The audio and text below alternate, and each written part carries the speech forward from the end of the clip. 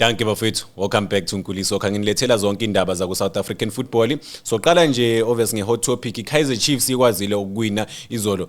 Ugly win by the way, but ke into important ukuthi Kaizer Chiefs ikwazi ukuthola 3 points.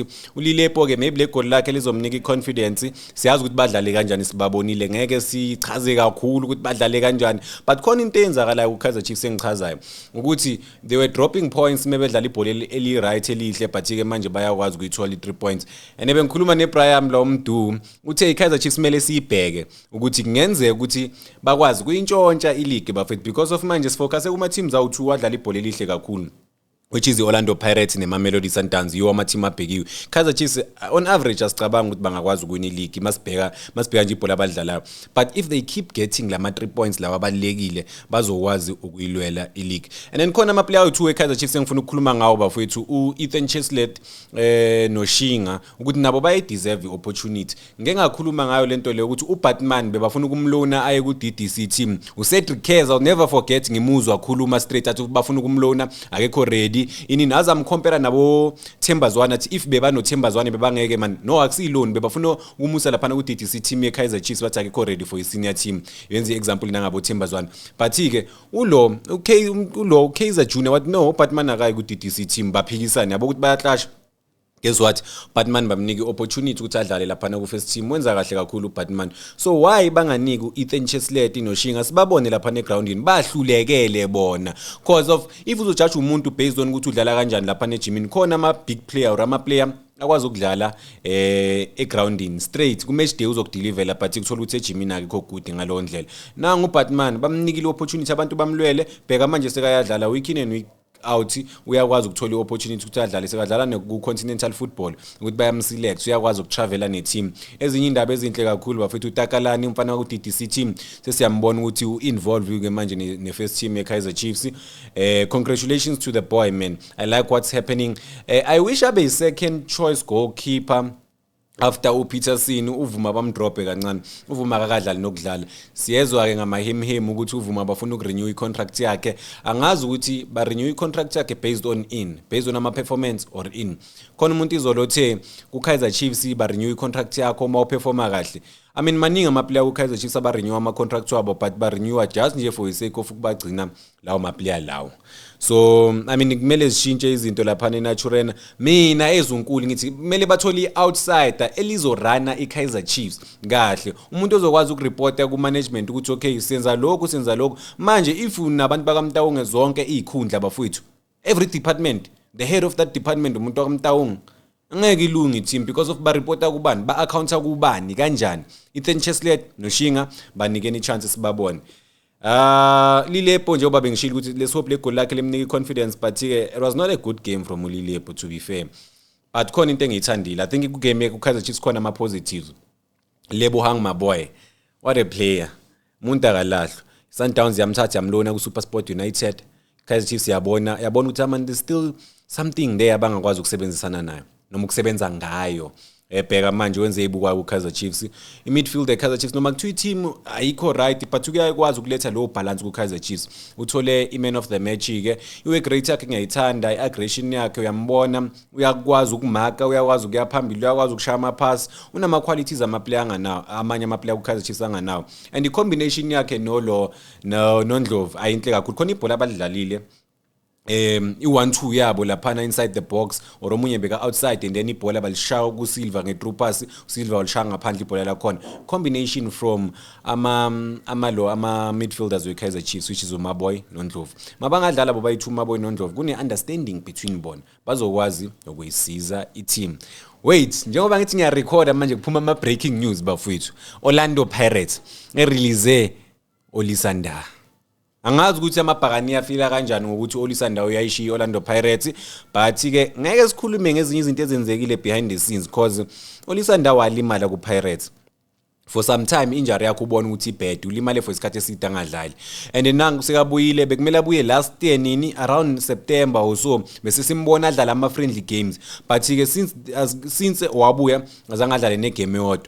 Mawuthi ukhuluma ngaye abanye abantu bathi hayi akekho ready but uMike Maccabi agent yakhe kudala ithi lo muntu lo ready ukuthi adlale but Orlando Pirates they decided otherwise or uwadu ubuilda i-team yakhe. I'm quoting umngane wami uMduba futhi ukuthi uwadi ubuilda i-team yakhe uhambisa amanye ama-player whether abanye uyabalona nangoma basakekho ubani uzoshayela Orlando Pirates amagoli because evidence Makgopa ngeke akushayela amagoli amaningi i-striker kumele sishaya amagoli Umbuthuma akakabi ready that much siyambona utalented umfana uyifighter but akakabi ready is getting there kancane uRadio Pani you can't tell me ukuthi ugcina uRadio Pani uhambisa abo ubani uhambisa ubani Mabasa hayi bafuthi ngeke Radio Pani the guy is good mabangamconvert maybe if they can move him to a different position akwazi ukuhold ibhola adlalisa istrike abaphakele maybe ezi number 10 because uyambona unomzimba uqinile umfana uyakwazi ukuprotect ibhola but ke in terms of ukujika nebhola shaya epalini umbona shooter outside the box ngaze ngiyibone leyo nto leyo from yena umfana khona izinto Orlando Pirates behind the scenes okumele balungise you can't run a team based on mhlawumbe ama emotions ukuthi ubani akasayinanga icontract manje kumele umhambise ubani nami offer contracts azangayisayini because of maybe afuna ke Europe manje seyizohamba manje ngoJanuary la Orlando Pirates edinga isquad depth ngempela obani ama defender ku Pirates ababelievela ukuthi lawa they can go to war ngawo Ubani lawo ma defend umpho uyafika is not tested kuma big teams I mean Orlando Pirates ke sign ohlatshwayo big stars big players but Orlando Pirates liyasinda lilajezi limnyama bafowethu angazi ukuthi lihamba nani liyasinda but ke uwadu une team yakhe wela kanayo team uwadu kahle unaba u chopping and changing every week every game siyazi ukuthi kuzodlala ama players are different for what awazi ukuthi kuzoqala bani uReal usebenchini uApolice usebenchini they are competing for the league mele babe ne team stable and then kube nama cameo appearances from the bench you can't say oswena Police uzoqala ebenchini Real Mfukeng uzoqala ebenchini sometimes unokuqala igame without even a strike ubani striker abathembayo ubani abadlali abazokwazi ukuyithwala iOrlando Pirates because of you're not guaranteed a game time kuOrlando Pirates ngaze ngibona i-team ewini league ngefind idlalisa laba same thing by the way yenzeka ku Kaizer Chiefs naba banaso abanayo like i-first starting 11 abakholelwa kuyo but ngathi manje einsukwini yabasebenzela lento yabo le find ukuthi badlalisa lo because at the end of the day angithi ama results afunakalayo but i-team kumele ibe stable wazi ukuthi ku midfielder wazi ukuthi kudlala lo muntu lo you don't have to second guess ukuthi next game izodlala abani but into engiyithandayo noma engiyithandayo ukuthi wonke ama teams aya compete for laphana e-league bafutha ama big threes of South African football let's hope abanye aba drop out ngoba yinde le ndlela emarathon kusazogijinywa kakhulu bafuthu for iBetway Premiership then ke ithi siye kuma Mamelodi Sundowns ama champions bafuthu is it 15 times or more ama PSL champions 8 times in a row Sundowns izinto ku chaotic ku Sundowns kuyabheda lapha neClorcop siyabona intensity even ebenchini uyabona noma umbhekile uMiguel Carlos ukuthi unzima kakhulu but still out of yonke le chaos bayawathola ama results so uzothini mawubabheka abantu bakhona uzothini ngempela imagine if yonke izinto behind closed doors or from eofficeini ziyalungiswa and then just Miguel Carlos oba focus egaming kuphela or ama results bayawathola ama results noma kuthiwa kubheda kanje I mean abo Nuno Santos abo Arthur Sales khona ama player angena Khuliso Mudau the biggest star in South African football for me Sundowns yamsigna ngo2020 amnika icontract ya 5 years prison because Khuliso Mudau for mina ngeke ngakhuluma ngayo into yakho ukuthi bekumele bamnike renewal ehlakaniphile that is why Khuliso Mudau waba frustrated ku Sundowns was stopper nokujima because of indaba ze contract since 2020 une contract e1 nje ahamba ngayo no improvement nothing but ke sithemba ukuthi bamnikile into ehlakaniphile njengoba simbona maybe Sundowns izo announce or any agency yakhe izo announce you cannot lose that guy uyangena egamini ukushaya ngeassist and then second goal uye futhi odlala la bhola lela bagcine ulo ubani ushalulile athi uyalishaya then ligcine liseliphelela ku Leon but ke uyoqala lama move lawa good what a player what a superstar I defense eSundowns ngijabulile ukubona uNdamane umfana what I've realized ngeSundowns ukuthi basayina ama players ameter istandard sabo or indlela abadlala ngayo uyabona ulona uNdamane ucomfortable on the ball he can play from the back akatatazela umfana une height that bit of aggression uyakwazi ukulwa okhoza but I think identical nabo cause bonke badlala ibhola elicishe elifana. Khona amanye ama defenders afana nabo Cupido simbonile ukuthi uqale from ebenchini after ukuthinteka the previous game, but bane squad. I mean ama players noma kuthiwa team ayihlangano uyayibona ukuthi under Miguel Cardoso iSundowns ngingawinela yodwa bafethu asilikhulumeni iqiniso. Ngoma ngabeka muphi coach because of banama superstars, super talented players. Imagine umshisha akadlali nokudlala kulama game lawo, but still bayazama ukuphusha. And then ngicabanga ukuthi uAdams uvukile ke manje emaqandeni bafowethu because kuleya game lengibonile uAdams bekazama lapha neswini udlalile iwe great yakhe ama pass ukuconnecta lapha nama player just phambili obviously izinto bezingenzeki bo ubona ukuthi angazi ukuthi bathukile noma bacindezela izinto za behind the scenes, but what a team bafowethu, what a team. Iligi bahleli phezulu ke manje eziSundowns, so iOrlando Pirates under pressure. iOrlando Pirates ngoba yithi mayifuna ileague ngenkani yi under pressure, so kumele manje badlala i-catch up ukuthi bayikwazi ukufika kuSundowns. Yes banama game in hand, but I mean a lot of people have said this ukuthi ama game in hand awasho ukuthi ama 3 points. Sithemba ukuthi le nto ukuthi ba drop ama points versus iSikhukhune United ngeke iloke iqhubeke ba affecta bagcine bephuma lapha na ku race, but it's exciting times for ibhola la South Africa.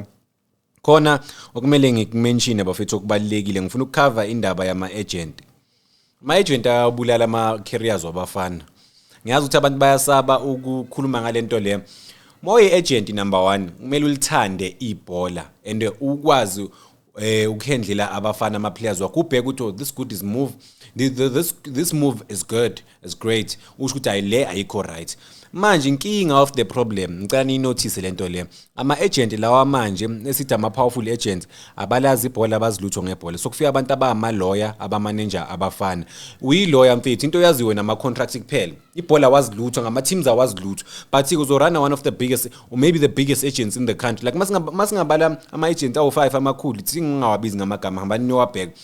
Ama manager aranwa ama lawyer, abantu abangala understand ibhola, abantu aba understand ama contract njengoba ngishilo. Umuntu makufika i-team ithi sifuna iplayer lakho nge20 million, iOrlando Pirates, Sundowns, whatever, noma ngabe team siyinika iSikhukhune United sokunika somthenga lapha lesi nge15 million from iSikhukhune United. Ngangikhuluma ama big threes ngoba abantu bazothi ubhekise kulomuntu lo. iSikhukhune United bayinike 15 million for a player, wena as i-agent bakunike i-agent fee yakho uthola ukuthi 2 million. I-agent lo yi-lawyer lo muntu lo urun ibusiness yakhe eceleni, akanandaba nalabadlala ba manager, unamanga ukuthi unendaba, uthi unendaba ngoba uthola imali. Why ke asiye kulama agents lawa amakhulu, why kunama player amaningi esiwazi ukuthi talented awana ama play awana ama team namhlanje, but ama manager yilama agents lawa amakhulu? Why? So abafana kumele bacabangela, abafana bawadinga ama agencies. Ngizwa abanye abantu bathi abantu badinga ama agents, awuyidingi agent umuntu ozokurepresenta for 3 years, akusayinisa i-contract ka 3 years or angazi how many years or akurepresent i-career yakho yonke, awuyidingi.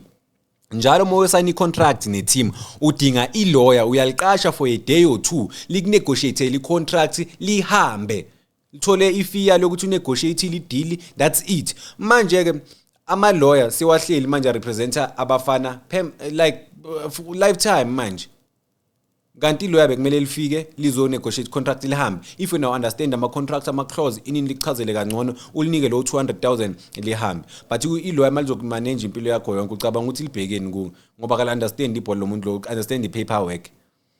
Abantu lese abantu bakhabo lese am a football player mhlawumbe umalimami abantu basekhaya bona bangangimanage bona ba manage yonke into yami. Inkinga ukuthi lesi yabawazi ama contracts, but manje sesiphila emhlabeni, you don't need to be registered ukuthi ube i-agent, kumele understand the contract ukuthi ithini kuphela. So mina mangibona abafana ba representwa ama lawyer manje ngiyasho ukuthi ayikho ke indaba yabo, to be fair ayikho ngempela bafowethu ngoba banandaba nama play. But ke so ivala kwamanje bafowethu this week, Orlando Pirates drop ama points, Sundowns iwinile, iKaizer Chiefs iwinile. No, iOrlando Pirates iyo manje dropile. iSundowns ikwazile ukuthola iwin. Interesting times for South African football. Abafana ba ready na be Pirates ukuthi baye all out ngeke bacindezeleke. AbeKaizer Chiefs bakhona ku race, bazokwazi ngempela ukulwa iSundowns njengoba bengishilo ukuthi chaos lapha izinto hlangana, but still bayakwazi ukuthola ama results. Danke bafowethu. Unkuli Soccer. Ngakhohlwa kuNkuli Soccer channel ku YouTube. Nisubscribe khona. Ngizoniletha ngapha nangapha. But ke la siku Omni Audio. Danke bafowethu.